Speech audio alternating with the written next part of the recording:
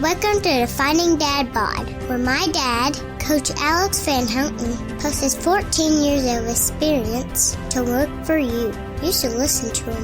Here's Pretty Beast Mode.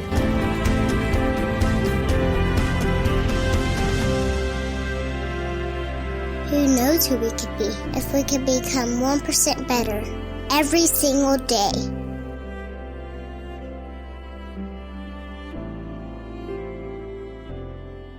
What's up, guys? This is Alex Van Houten with Defining Dad Bod. I hope you're doing super well. You're listening to Season 3, Episode 27 of Defining Dad Bod, titled The Devil's in the Default. Today we'll be talking about how we can shift your default settings in 2021 to be working for your goals, rather than against your goals this year.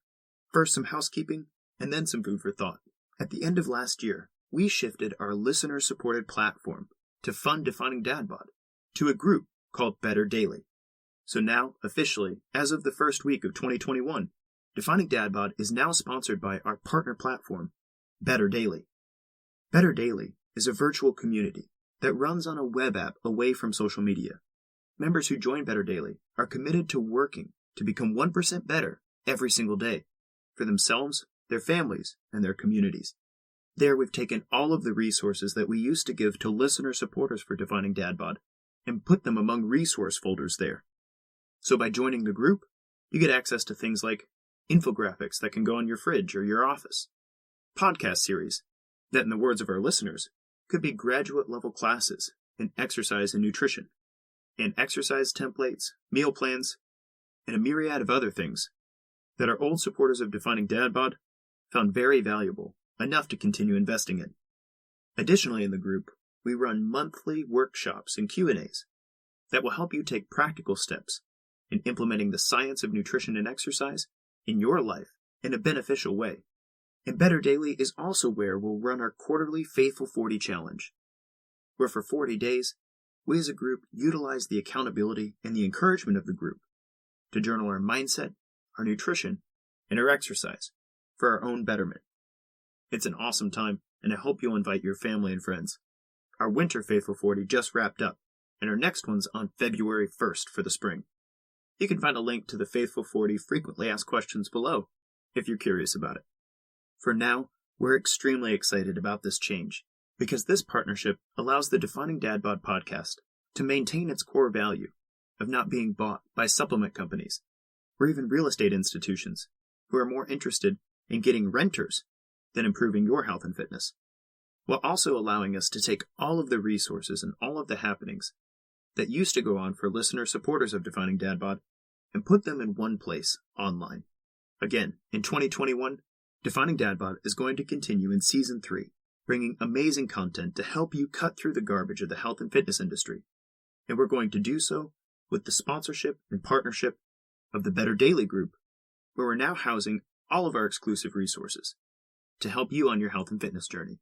So far, 72 individuals have clicked the link below and become founding members of the Better Daily group, and while many of them locked in the introductory cost of $10 a month, the cost in the first quarter of 2021, while we continue to develop the web platform, will only be $13 a month. If nothing else, that gets you access to all of the resources that we used to sell for a lot more, at a much cheaper rate, while connecting you with other individuals who would love to see you successful in your health and fitness goals. Again, that link's in the show notes below, betterdaily.disciplemedia.com. Hop in and join us in working to become 1% better every single day.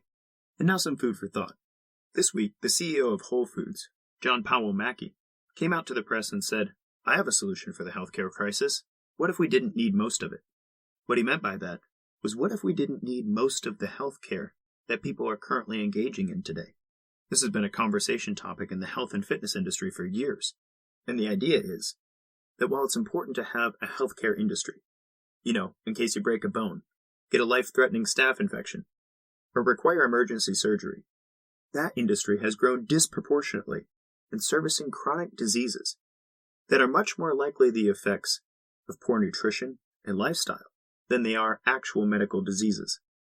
Now, the philosophical debate that draws a line between these two sorts of services rages hotly, and this is not the time or place for it. But your food for thought today is this. Is there anything that you can change about yourself today that would impact the cost of the current healthcare industry? And even more importantly, if you made some changes today, how would that impact your family and your community to do the same? It's been long known that just 3 sessions of 30 minutes of cardiovascular activity in the U.S. would likely reduce the treatment of high blood pressure by at least half. Let me rephrase that a different way. If everybody in the United States would commit to 1.5 hours of cardio weekly, that's less than a third of the average streaming video time that people experience daily, then we would literally save billions of dollars in the medical world. What can you do to shift your habits in a positive direction that will keep you healthy, out of the doctor's office, and maybe taking less medications than you are right now? And how can you encourage friends and family to join you in that endeavor so that they can be happier and healthier for themselves? Our wrestling with COVID-19 in 2020 put the pre-existing conditions, especially the chronic ones, at the forefront of everybody's mind. Type 2 diabetes, obesity, cardiovascular disease. Many of these things achieved the spotlight in 2020, and I hope made us all question what our responsibility in bettering ourselves and our communities might be in the years to come. Hippocrates said, "Let food be thy medicine." And while I'm not the guy that's going to tell you not to take antibiotics and try oregano instead to deal with that abscess in your leg, I am telling you that America's weekly grocery list and our regular commitment to getting our heart rates up sometimes are just as, if not more so, important than the medical innovations we'll see coming in the future. Who knows what would happen in your community if you got yourself together as much as possible? I've seen firsthand the impact of one person changing themselves, affecting their wife, their kids, their neighbors, their coworkers, and I'm inspired that 2021 brings the opportunity for you to change yourself in a positive direction and for you to impact those you love most. I'd love to hear your thoughts. Shoot me a message at coachal@definingdadbod.com. That's your food for thought today. I hope it gives you something to munch on. Now, without further ado, let's talk about how you can shift your default this year to get things moving for you rather than against you.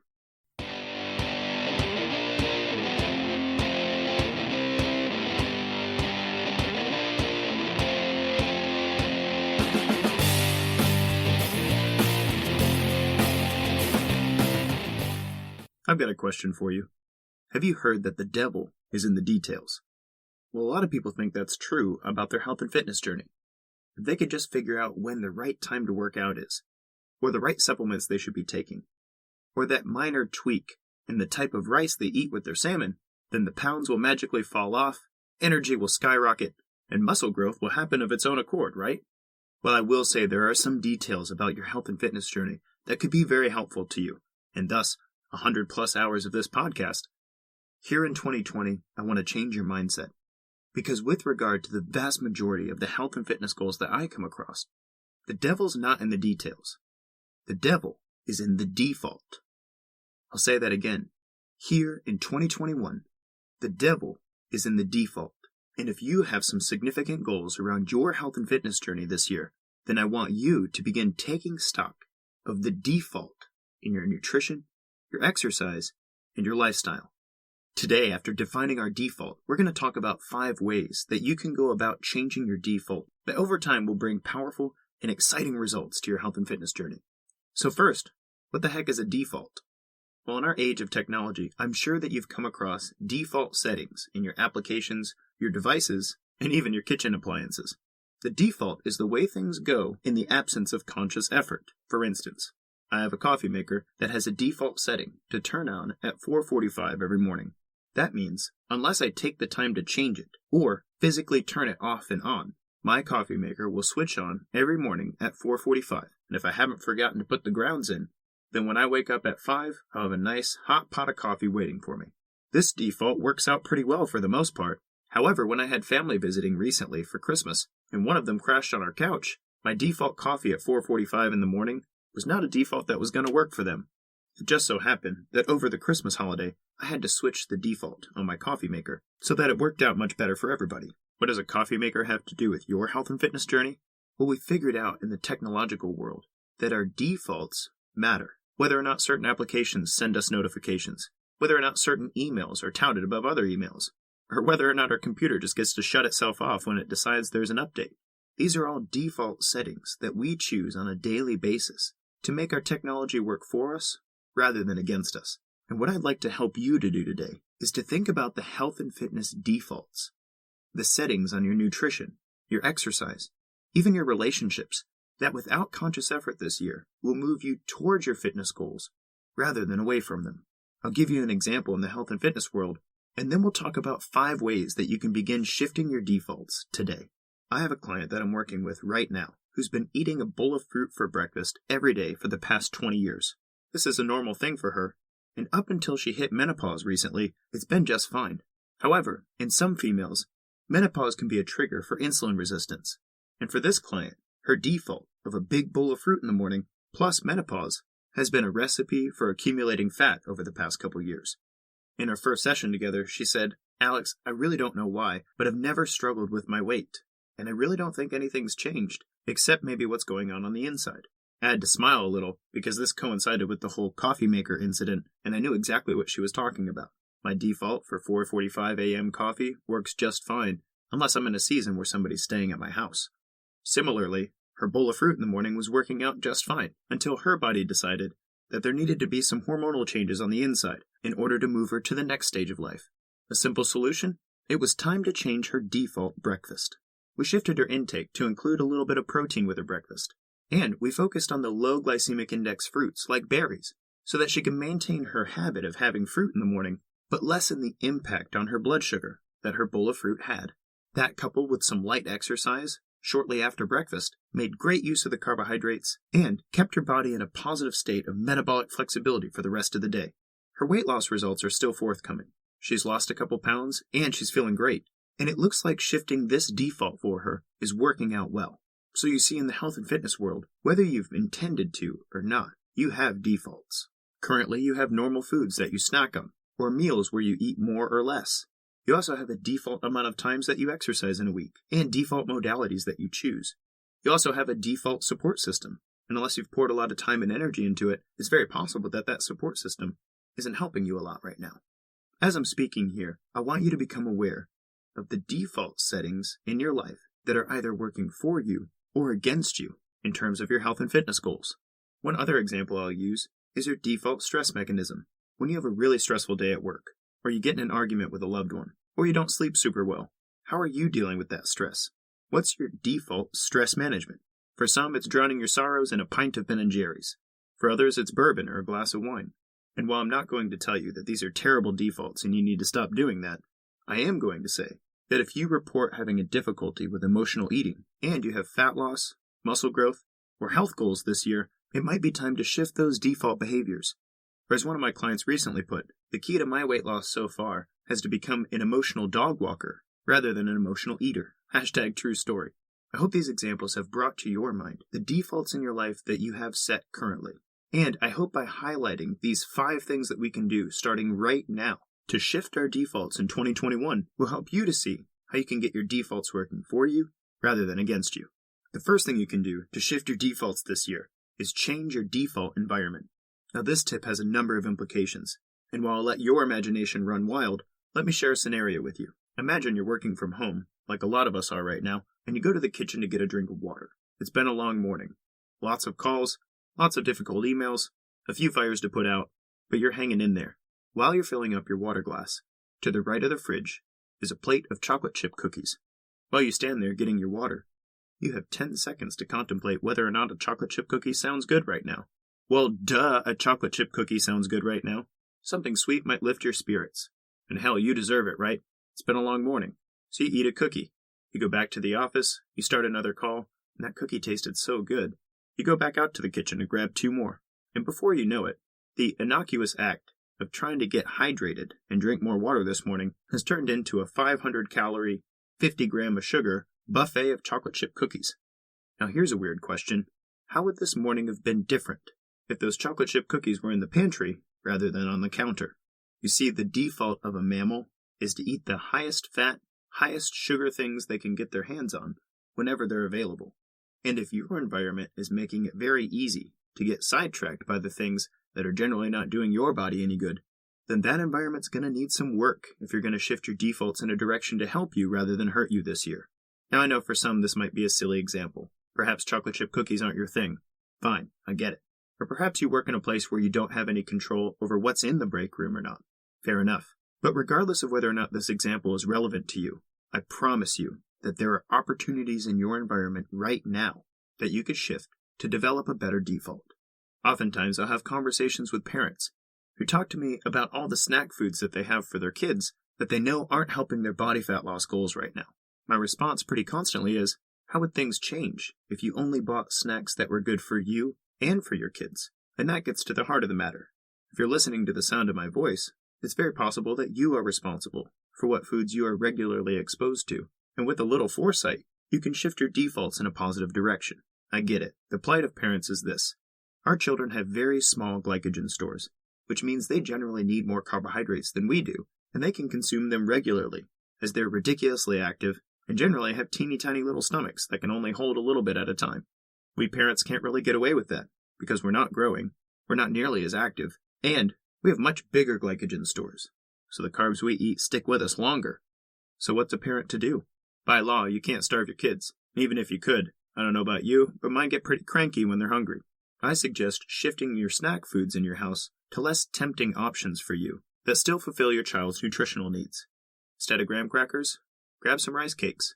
Instead of juice, get some fruit. Instead of cookies, some whole grain bread or vegetables will do a great job getting those carbohydrates to those kiddos without tempting you every workday this year. I've heard it said that in 5 years, we will become like the 5 people we hang out with most. There's some truth and some nuance to that, but I imagine a similar thing could be said about how 5 years from now, we will become like the food that we surround ourselves with most. Again, there are many things we could say about controlling your environment well, but in 2021, if you want to shift your default to be working for you rather than against you, start noticing the places where your environment influences you, and start highlighting the things that you can do about it to change that environment to work for your goals rather than against them. The second thing you can do to change the devil of your defaults this year is to put your intentions in writing and put them in a place where you'll see them regularly. A powerful quote by the Greek warrior Archilochus states that when the pressure's on, we don't rise to the level of our intentions, we fall to the level of our training. And not only do I find this particularly true when working with my clients, but I also find it troublesome. When stressful, unforeseen things happen in life, it's very easy to, quote, fall off the wagon. Basically, something in our life has eaten up the bandwidth and priority status of taking care of our own health and fitness. And while sometimes that's unavoidable, it's often the case that falling off the wagon happens much faster than getting back on. If you want to shift your defaults this year, prepare for the inevitable falling off the wagon. You can do this by training yourself to reestablish your own intentions daily. We have a community challenge called the Faithful 40, and in the Faithful 40 challenge, community members share their mindset, their nutrition journal, and their exercise program every day with the group. As a personal trainer, I'm particularly excited about the idea of people keeping food journals and putting conscious effort into eating well for themselves, and in committing their intentions to exercise regularly. But overwhelming what community members report is the most powerful part of this challenge is the journaling of their mindset every day.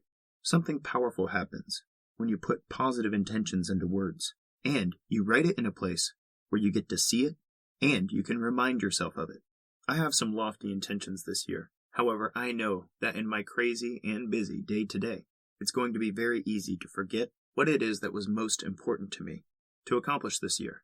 And so to train myself so that my intentions become a part of my own training, I write these intentions down, and I regularly revisit them. And I find that the clients that I work with who do so get much better results than those who don't write their intentions down. In fact, as a part of my onboarding process as a health coach, I require my clients to spend some time writing their intentions down so that I can remind them of them if ever they fall off the wagon and they need to hear their own words again. If you want to shift your default this year, make it part of your default to regularly revisit your intentions for the year. If you can train yourself to do that, you'll definitely be better off a year from now. The number 3 thing you can do to shift your default this year is to enlist allies. In 170 episodes of this show, I've spoken a lot about support systems. In fact, a recent meta-analysis showed that the primary ingredient for a successful weight loss program is a robust professional and social support system. In layman's terms, do you have a coach? And do you have some fans in the stands who want to see you succeed? And while I don't believe that there are perfect coaches or perfect support systems, I do believe that we can always improve them. And one of the ways that you can shift your default this year is to enlist more and more powerful allies.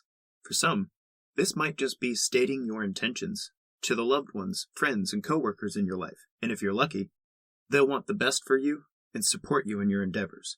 For others, enlisting allies means looking elsewhere, because maybe spouse, friends, or coworkers are actually not that supportive of your health and fitness goals. And so if you are going to shift your default, you're going to have to find those allies elsewhere. This is one of the reasons for the Better Daily group. There we've gathered folks who are working hard to become 1% better every single day, and who are mutually committed to supporting and encouraging each other in that endeavor. If you're not already in there, the link's in the show notes below to join us, as we work to enlist as many allies as possible in our own journey to better our defaults. Regardless of where you find your allies, you're going to need some, and if you're lucky enough to have some already, work hard to be encouraging and let them know when you need encouragement yourself. It turns out that when you work in a group, the defaults of the group can help to pick you up when your defaults falter. I can't tell you how many times I have personally not wanted to work out, either because I was tired, maybe I was feeling a little lazy, or maybe the obstacles of Ehlers-Danlos have gotten the better of me today. But because my allies have encouraged me, and I've spoken my intention to bear my cross well this year, I've really disabused myself of the luxury of saying no to a workout today. And my joints and tendons and ligaments, who depend on me to stay active and to keep my muscle tissue around so I don't devolve into a bowl of painful jello, are very thankful for my allies. I hope in 2021 you'll shift your default by intentionally recruiting some allies or engaging with the ones you already have. Again, if you need a place for those people, find the link in the show notes below and join the Better Daily group. We'd love to be in your corner. Now, I've saved the obvious but very personal trainer-esque tips for the last. The number 4 thing you can do to shift your default is to keep a food journal. Yeah, I know. I've harped on this subject over and over and over again. But the importance of this has been refreshed anew for me, given a conversation I just had with a client. You see, about 6 months ago, she started wrestling with some menopausal issues that wrecked her sleep, seemed to exacerbate her anxiety, and pushed her into a deep state of depression. She's had random body aches that just weren't commiserate with what we were doing from an exercise perspective, and these things just seemed to be getting worse and worse. Imagine the frustration of a coach who's worked with a client for just about a year and a half, helped her lose 50 pounds, and then all of a sudden not known what the heck's going on with you. Well, as chance would have it, she was scrolling through her food journal recently, which she's kept faithfully for a year and a half, and found that while we started with our program with 30 grams of sugar or less per day, in the last 6 months, those numbers have started to creep up, such that her average sugar consumption a day is over double what it used to be. Now, from a body composition perspective, she's very athletic, so the sugars were being metabolized, and she hasn't really gained much weight. Therefore, as a coach, I didn't think much of it. But with the onset of the symptoms she's experiencing, in conjunction with the food journal showing her that her default sugar consumption was creeping up, we made the call to limit her sugars again. Oh well, that's not rocket science, I can hear you saying. Do I really need to keep a food journal for somebody to tell me I should limit my sugars? Well, put yourself in this gal's shoes for a second. Since the onset of these symptoms, she's seen multiple doctors who have added medications to her life to help her treat these symptoms. And these symptoms aren't getting any better for her. In fact, they're getting worse. So the question becomes, would you rather have a food journal that gives you an opportunity to shift a few things around nutritionally and to notice correlations with certain symptoms so that you can manage those things better yourself? Or would you rather start a years-long process of trying to get the right cornucopia of medications that might offset the symptoms of your overabundant sugar consumption? What I'm telling you is this: if you keep a food journal regularly, you can start to look for connections between how you feel and what you eat. And while I'm very thankful that doctors exist to help us to treat medical problems for which we don't have explanations and may be life-threatening, I'm also thankful that being conscious of our nutrition and what we're actually putting into our bodies can help us to make positive and responsible decisions for ourselves while being aware of the wisdom of our own bodies. Personally, this is how I addressed wrestling with ulcerative colitis at the beginning of last year. And while I don't have all the answers, I'm very glad that I'm not having to take an immunosuppressant right now, just eat food without pain. Although I have a few clients who would say they'd prefer to take the pill than eat sardines, but that's another conversation entirely. If you want to shift your default in 2021, start keeping a food journal and stay diligent with it. And if you're not really sure how to change it or how to interpret the data, it's not really that expensive to get some help. Shoot me a message at coachal@definingdadbod.com. I would like to think, though, that I've given you all the resources you need, especially in the TRUFit series, to begin evaluating and changing your default through your nutrition journal. I'll put that link in the show notes for you as well. And last but not least, to shift your defaults in 2021 and keep the devil out of them, it's time for you to commit to finding your default exercise. What the heck is default exercise, Alex? Default exercise is exercise that's so enjoyable to you and that you've basically mastered that you can fall back on when you don't feel like exercising. Personally, I've spent many hours weightlifting and many hours running, and those are two exercise modalities that even if I don't feel like exercising, I can still at least go do them halfway and stay active. In fact, in my world, I've practiced them so long that I have to actually be very intentional if I'm going to exercise in a way that's going to change me rather than just maintain me. #FitDad problems. But one of the problems that I run into with many of my clients in shifting their default is that they do not have a default exercise modality. What I mean by that is, exercise right now requires a lot of willpower and a lot of conscious practice in order to get themselves moving. This would be the case if you asked me to pick up a swim discipline this year. I could do it. I'm not a terrible swimmer, but I don't care for it. And I'm not as good at swimming as I am at weightlifting and running. So if I had to drag my butt out of bed 3 days a week, go to a large Olympic-sized pool, get undressed in the cold, and jump in that stupid cold water with those annoying goggles on, and proceed to try to not swallow water while I get my heart rate up and control my breathing, I wouldn't be very happy about it. Can you tell? Swimming is not a default exercise for me, and while I could make progress if I had the bandwidth and the wherewithal to do so, swimming is not going to happen on the days I don't feel like it, and it's certainly not going to happen on the days when other things are taking priority over my exercise practice. If you don't already have it, this year I want to encourage you to develop a default exercise practice. Maybe it's 30 minutes of yoga. Maybe it's 5 laps around the block in front of your house. Maybe it's rucking. Maybe it's hiking. Maybe it's taking your toddler for a 30-minute bike ride. Or maybe like me and one of my dearest clients, your default exercise is 45 minutes of a solid hypertrophy workout. Some good bent over rows, deadlifts, squats, pull-ups, and bench press, and you could call it a very happy day. Whatever that default looks like for you, I encourage you to develop it this year. Find something you enjoy doing, that you can master, that you're good at, and that sits well with you, so that in the times that you don't feel like exercising, you'll feel like something's missing if you don't perform your default. If you need some help with that, let's talk. The human body was meant to move, and it should bug you when you don't get to. Again, my email's coachal@definingdadbod.com. So there you have it. 5 ways that we can shift the devil in your defaults this year. Control your environment, because it can influence you. Put your intentions in writing. Put them somewhere where you can revisit them regularly. Enlist allies on your journey, so that their defaults can override yours when yours aren't so great. Keep a food journal, so that you can be aware of your defaults and make changes as necessary this year. And find your default exercise, so that when you do fall off the wagon this year, and you will, your default isn't to lay in the ground, but instead to at least get up and stay moving in the way that you find enjoyable. That's definitely better than nothing. This has been Alex Van Houten with Defining Dad Bod. Thanks so much for listening and for addressing the devils in your default. Let's make the most of 2021. Until next time, guys, kick butt, take names.